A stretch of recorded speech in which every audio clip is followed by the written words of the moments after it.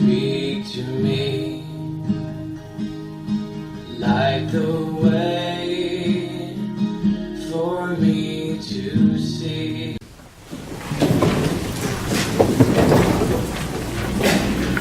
And will you pray with me? Heavenly Father, I am not worthy of the office to which you have called me, and yet you asked me to bring your word to your people today. May I decrease so that you may increase. May I become invisible so that all that anyone may see is your Son, Jesus. And it is in his name that we pray. Amen. All right. It is good to be back from vacation, and it's been 3 weeks since I preached from this pulpit. So I decided this morning to check and see how many of you actually listen to my sermons. Karen, can we go to the next slide? They're perfect. So, for those of you who were here 3 weeks ago, last time I preached, here's the question. Do you remember the one thing that I asked you to remember from my sermon? Do you remember one? I realized that my ego is actually either going to be tremendously inflated or hopelessly crushed by asking this question. Not really, but it's been 3 weeks since I preached. I was on vacation the entire time, forgot everything that was going on, so even I forgot what my main point was in my sermon. So let's remind one another today. The one point is this. Christianity is not primarily about what we do. Rather, Christianity is primarily about what God has already done in Jesus Christ. And I wanted to start out with this reminder, particularly as we remember our gospel lesson this morning that I just read, because we can easily slip into thinking that we're supposed to focus on what we do. We can look at Mary and Martha and what was going on in that text, and we can seesaw between those two ladies, thinking we either have to be like the one or like the other, and figure out how we're supposed to live our lives in that seesaw. But let me maybe try to offer a little bit more clarification about this text, and then apply it as we look at the world, and then look at how we live our Christian lives within that world. And so let's begin by looking at the world and kind of our lives. And I think I'm pretty safe in saying that we as Americans seem to be busier than ever. Does anybody else's calendar look like that? Anyone? There was a few laughs, but everybody else is tuned out already. Is that it seems like we're kind of busier than ever. And furthermore, I think it is my observation that not only are we busier than ever, but I think our lives are more fragmented than ever. I feel like we're being pulled in so many directions at once. Kind of like this guy. Anybody feel like this? So many things are putting a demand on us, and we feel obligated to satisfy as many of those demands as possible. And you don't have to be a Christian to feel this. It's kind of within our society and culture. It kind of permeates it, and it's kind of like how we breathe. We feel it in our bones. I mean, how many times do you hear, well, you've got to exercise. You need to read. You need to keep up with the news. You need to stay connected with your family and friends. You need to work hard at your job. And yet, you need to take some time for yourself. You need to have fun. You need to help your kids excel. You need to care for your aging parents. You need to go to church. You need to make your voice heard politically. You need to make a difference. You need to change the world. Anybody else ever feel like all of those things are crashing down? Anyone else feel like you're being pulled in all of those different directions? And you see, if I were to delve into our text this morning from the 10th chapter of the book of Luke with a view of what we are supposed to do, I would not make your life easier. Because I would end up putting even more demands on you. I would point out that some of you tend to be like Martha. And while what you do is very important, you need to take some time to sit at Jesus' feet, to worship, to hear him speak, to pray. And then I would say there are others of you who are like Mary, and while you have chosen the better part, which is awesome, you also need to remember that life oftentimes needs times of service and caring for others. I'd probably say that we as people need to balance out Mary and Martha and have a little bit of both of them in our lives, and then I would send you out to do that, leaving you with no clue how to. That's what would happen if we focused on what we are supposed to do. But what if this text was not about trying to be like either Mary or Martha? What if this text is telling us something quite different? What if this text is inviting us to a banquet? Well, maybe not that kind of banquet. Maybe a little bit different. Maybe this kind of banquet.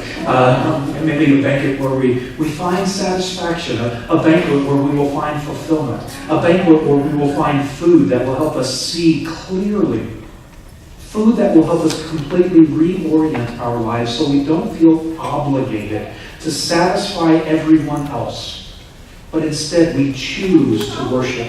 We choose to serve. We choose to live and love with a sense of freedom. Doesn't that sound appetizing? All right, maybe that's a bad pun. But doesn't that sound much better than what so many of us are experiencing today? So let's look at these 5 verses and see how everything comes together. Jesus is on his way to Jerusalem and he stops at Bethany. Well, maybe not that Bethany, but cool name, right? I mean, I wonder if somebody will ever name a church after that town. Okay, but I digress. Jesus and his disciples stop in the home of Martha, who has a sister named Mary. Incidentally, Martha also has a brother named Lazarus. Now, that's an important name for another biblical story, but for our purposes today, Lazarus does not make an appearance. These verses focus on the 2 sisters. And Luke first chooses to focus on Mary. And we are told that Mary is sitting at the Lord's feet. Now, ordinarily, in most of my sermons in previous times, I would have glossed over that and just kept on moving. But, sadly, for the first time in 19 years, I actually consulted biblical scholars and commentaries and delved deeply into this text. And the things that they shared with me about what is going on in that statement of Mary sitting in Jesus' feet blew my mind. Because within that statement is encapsulated some things that Mary was doing that were completely against the Jewish culture of the day.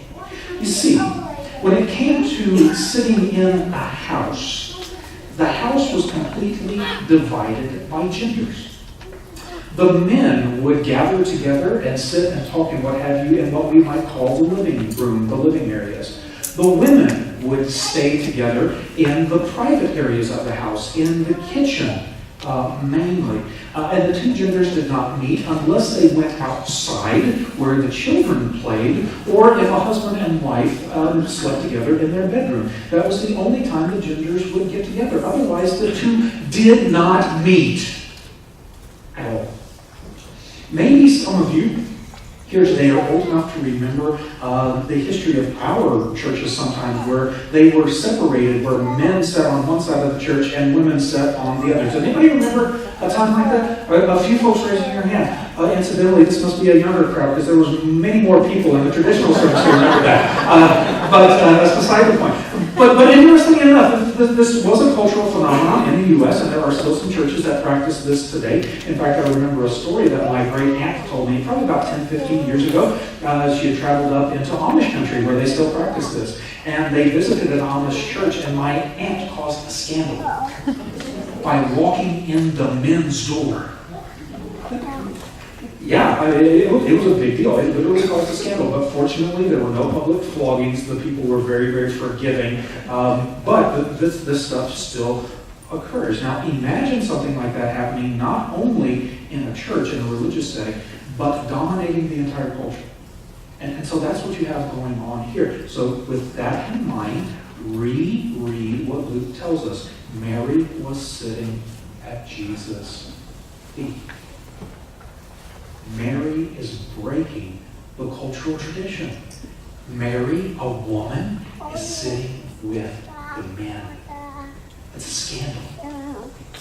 It truly is a scandal. But it gets worse, at least according to Jewish custom, because Jesus is a rabbi, a teacher.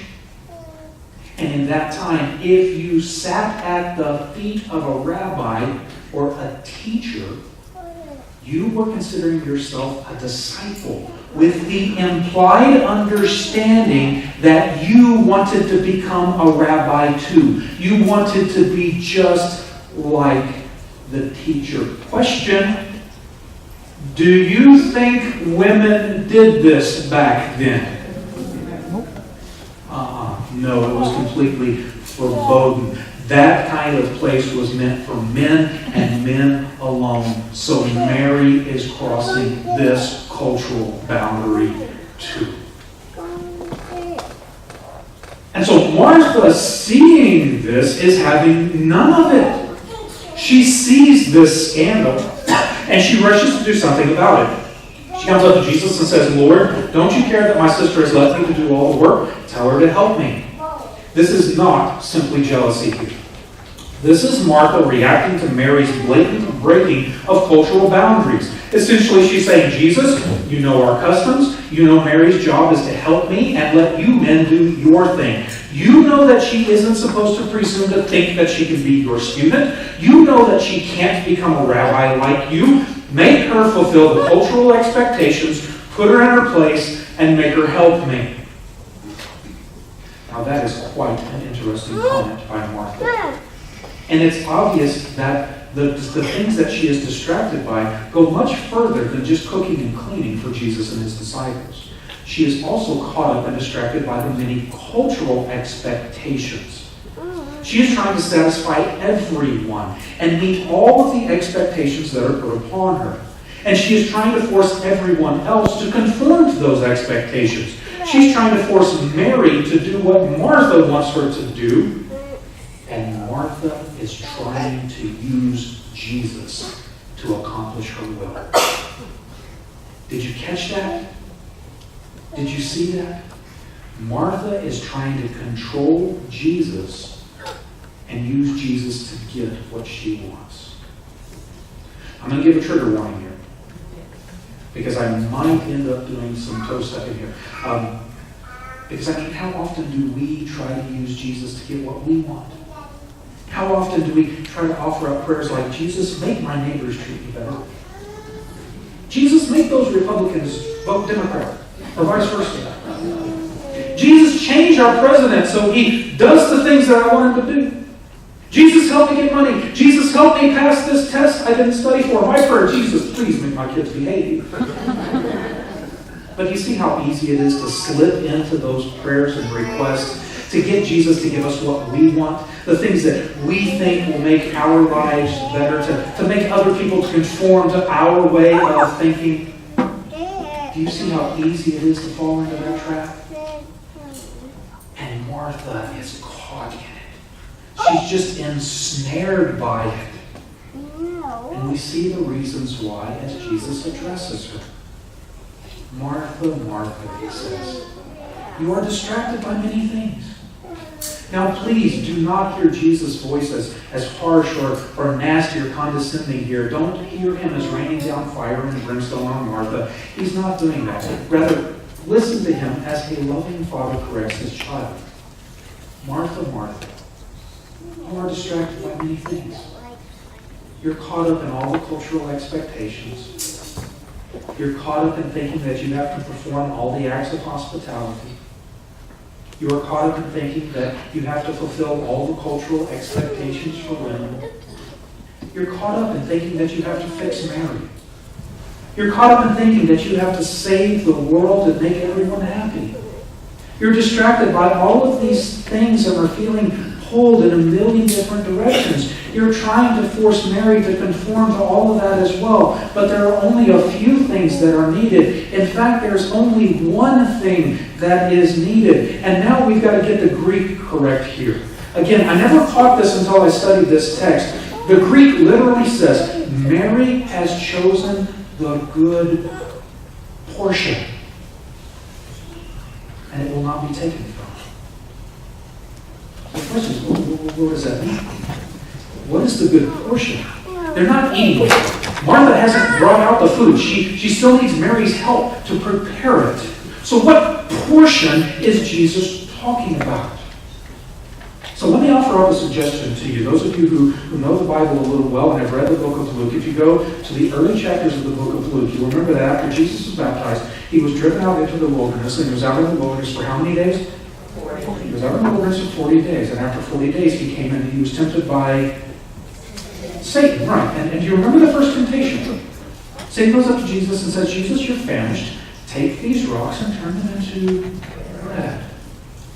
And do you remember Jesus' response? Man does not live by bread alone, but by every word that comes from the mouth of God. So what is the portion? What is Mary's portion? Every word that comes from the mouth of God. Mary is feasting on that word. As Jesus speaks it, as he teaches, her hunger is being satisfied by her Lord, and it has completely reoriented her life. She's no longer impressed by cultural norms. She's not impressed by trying to satisfy the culture and gender demands. She knows what is most important, and then once she understands what is most important, everything else then falls into place. So first of all, application. Don't hear this as a call to do.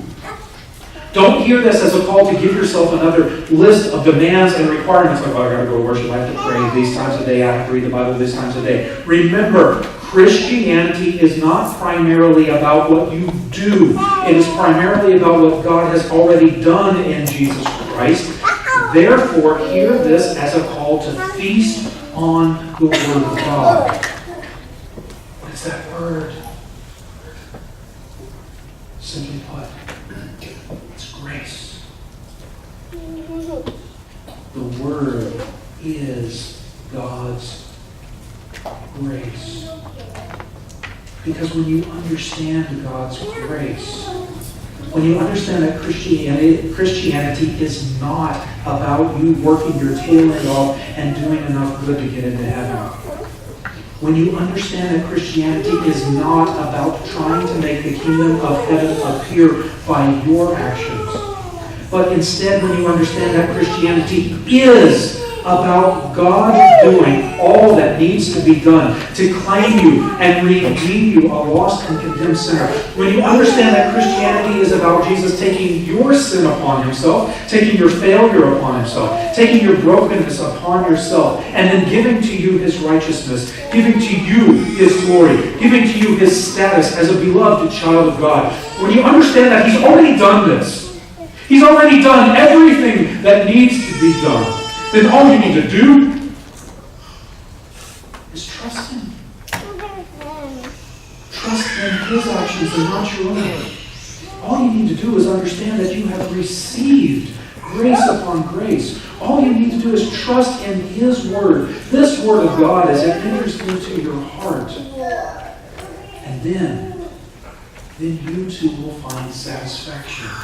You will find your life reoriented. You will find yourself sitting at the feet of Jesus and dining on every word that comes from his mouth. And don't get me wrong. You will still hear those demands for your time.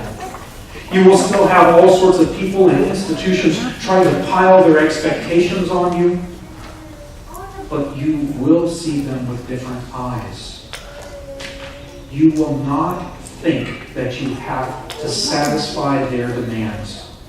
And you will not feel guilty that you cannot fulfill their desires. The power of guilt that they have over you will be gone. And instead, you will have freedom. You will have the freedom to choose. The freedom to say yes. The freedom to say no. The demands that culture tries to place on you will have no power over you because you no longer need their acceptance. You already have the greatest acceptance that you will ever need. You have been accepted by God through Jesus Christ. You are full of His Word, full of His love. You need nothing but Jesus. So sit at His feet and be totally free. Thanks be to God. Amen.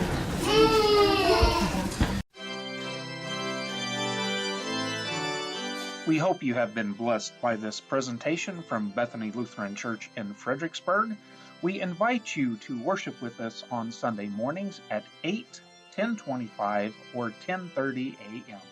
Please like, share, and subscribe this video so that you can help spread the good news of Jesus Christ.